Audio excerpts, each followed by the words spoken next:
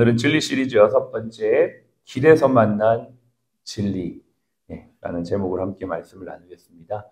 예수님의 십자가 죽음 이후에 제자 공동체는 산산조각 났다라고 말해도 과언이 아닙니다. 우리 인생에도 이런 일들이 있어요. 고통스러운 일들, 절망스러운 일들, 또 그것을 넘어 인생의 모든 것이 산산조각 나는 그러한 일들도 있습니다.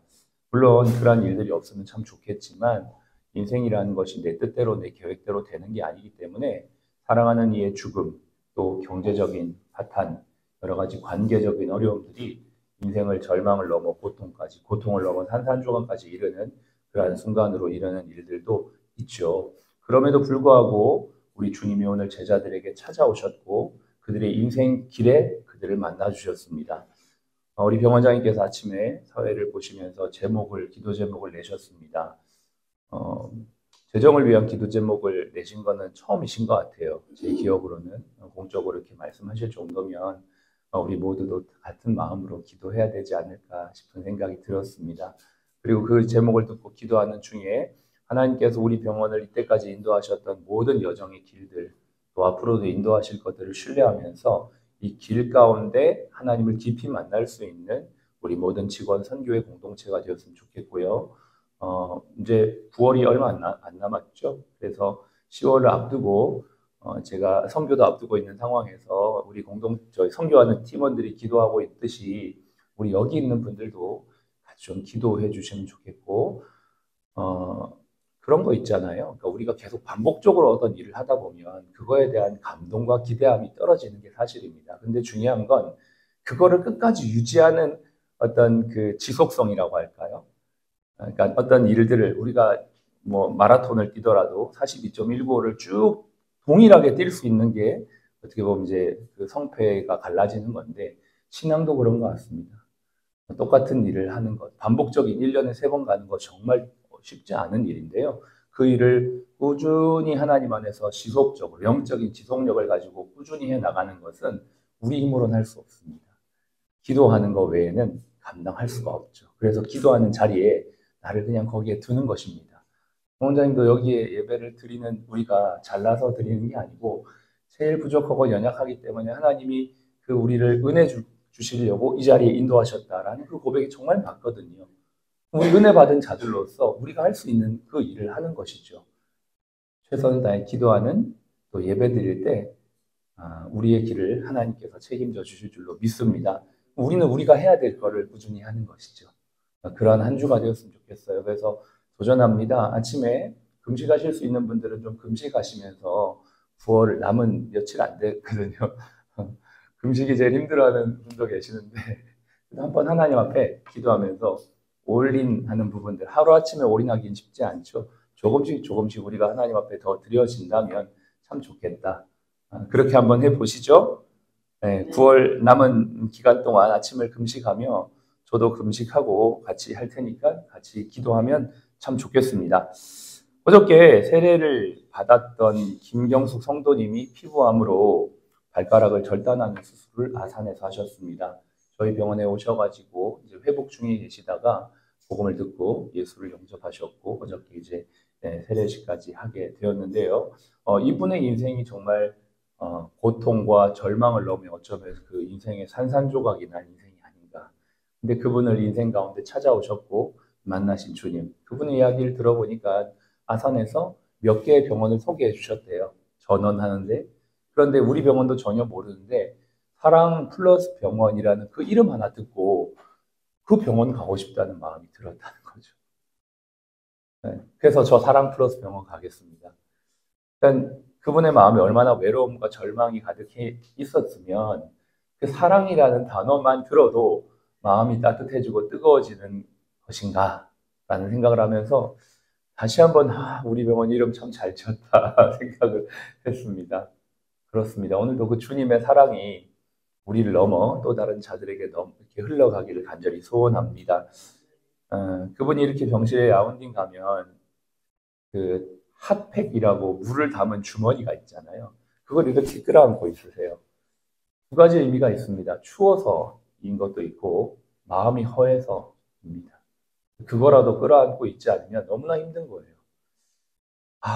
참 안타깝죠. 근데 그분에게 영원한 핫팩이신 예수님이 들어가셨습니다. 참 감사하죠.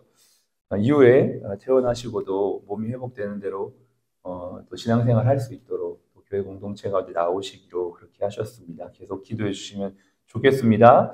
오늘 제자들이 예수님의 죽음 이후에 길에서 누구를 만나요? 진짜 뜨거운 분, 예수님을 만나죠. 그리고 예수님이 말씀 풀어주잖아요. 그리고 예수님이 말씀을 풀어줄 때 32절에 우리가 읽었던 내용대로 그들이 서로 말하되 길에서 우리에게 말씀하시고 우리에게 성경을 풀어주실 때에 우리 속에 마음이 뜨겁지 아니하더냐. 그렇습니다. 행동의 시작이 어디일까요? 마음입니다. 마음이 뜨거워지고 마음의 감동이 오고 마음의 은혜가 임할 때에 행동으로 움직이게 되는 것입니다. 저희 어머니 아버지가 주말에 결혼식이 있어서 올라오셨습니다. 토요일날 결혼식을 하고 믿지 않는 친척에게 복음을 전하십니다. 저희 어머니가 아시는 분들은 아시겠지만 한 120일경 전에 뇌출혈로 쓰러지셨습니다. 그래서 거동도 어려웠고 말씀도 잘 못하셨는데 정말 기적적으로 걷기도 하시고 말씀도 하시는데 아직까지도 여전히 예전처럼 완벽한 단어를 또박또박하게 표현하지 못하지만 그래도 의사소통에는 전혀 어려움이 없는데 오랜만에 만난 친척의 손을 붙잡고 계속 복음을 전하시는 거예요. 그 중에 예수를 다 믿지만 그분만, 저희 매형만 예수를 안 믿었거든요. 붙잡고 계속 복음 전하는데 결국 영접 기도까지 시키시는 거예요. 제가 저희 어머니 보면서 정말 솔직히 도전받았거든요. 저는 그렇게 못하는데 우리 어머니 그렇게 붙잡고 계속 예수 복음 전하는데 되게 도전이 되었습니다. 왜 그런가 얘기를 들어봤더니 어머니가 120일 동안 병원에 계시면서 정말 지옥을 경험했다는 거예요. 육신적인 어려움도 경험하고 혼자 그 중환자실에 있는 동안에 정말 지옥에 대한 묵상을 하나님이 계속하게 하시면서 절대 가면 안 되는 곳이 지옥이구나라는 걸 내가 병원에 있으면서 체험했다는 거예요. 그러면서 내가 남은 생에 하나님이 나에게 주신 사명은 복음 전하는 거다. 진짜 물불 안 가리고 복음 전하세요. 어저께도 예배 중에 일어나셔가지고 간증을 하겠다고 하시는 거예요. 근데 솔직히 제 마음에 두 가지 생각이 들었어요. 저는 말씀을 듣고 싶은 마음도 있었지만 막 우리 환자분들 아프시잖아요. 수술하고 오래 앉아있으면 힘드시잖아요. 그러니까는 이제 막 12시가 좀 넘어가니까는 가셔야 된다고 하는 우리 집사님도 계시고 그러는데 차마 이해 못하겠다. 근데 제가 집에 갔는데 내 마음이 너무 불편했어요, 솔직히. 그러니까 하나님이 주셨던 성령의 감동을 내가 이렇게 절제시킨 것 같은 느낌? 제가 좀 멈춘 것 같은 느낌이 드니까 계속 불편했어요, 사실. 집에 가서도 불편하고 밤에 자는데도 불편하고 내가 하나님의 그 일을 막은 건 아닌가 불편한 마음이 막 들면서 하나님 다음에 어머니가 오시면 따로 예배 시간을 좀 준비해서 간증하실 수 있는 시간을 제가 꼭 만들어줄 수 있도록 하나님 저한테 기회를 주십시오. 아침에 그런 기도를 했었습니다. 우리의 마음이 뜨거워지는 것, 그것은 행동으로 옮겨지게 되는 것이죠. 오늘 예수님이 그 제자들을 길에서 만나셔서 모세오경, 예언서, 시편의 말씀들을 쫙 풀어가지고 이들에게 바로 이 기록의 내용이 바로 나에 대한 이야기다. 바로 메시아인 나의 이야기다라고 이야기를 하시면서 이들이 마음이 뜨거워지는 것들을 보게 되죠. 여러분 성경 많이 읽으시죠? 다 아시죠? 아마 신구약 성경을 처음부터 끝까지 읽지 않은 분들은 없으실 겁니다. 그런데 우리가 오늘도 그 말씀이 우리의 머릿속에서 머물러 있는 게 아니라 우리의 인생 길 가운데 들려주고 깨달아져서 정말 그 인생에서 진리이신 예수님을 만나 우리 마음이 뜨거워져서 우리 병원장님도 오늘 말씀 속에 마음의 뜨거움이 있고 이제 10년 정도 내 인생 어떻게 살아가야 될지 그 하나님이 그 마음에 감동을 주셨다고 간증을 하셨는데 우리도 이제 우리의 남아있는 인생이 날마다 하나님의 은혜로 뜨거워져서 이 복음의 증인으로서의 삶을 우리의 인생길에 살아갈 수 있기를 바랍니다. 오늘 우리의 일터의 현장, 이 일터에서의 이 여정들이 우리가 걸어가는 길 아니겠습니까? 오늘도 주님이 찾아오셔서 우리에게 이 성경을 깨닫게 하시고 예배 중에 느끼게 하셔서 마음을 뜨겁게 하시고 우리의 일터로 돌아가서 복음 증거하는 저희 모두가 되어지길 간절히 바랍니다.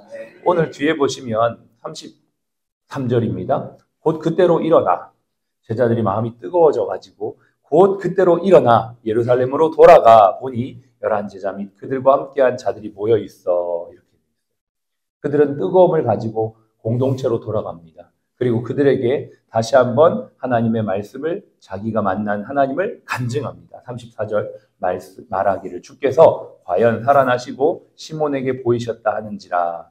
35절 같이 읽겠습니다. 두 사람도 길에서 된 일과 예수의 떡을 떼심으로 자기들에게 알려지신 것을 말하더라.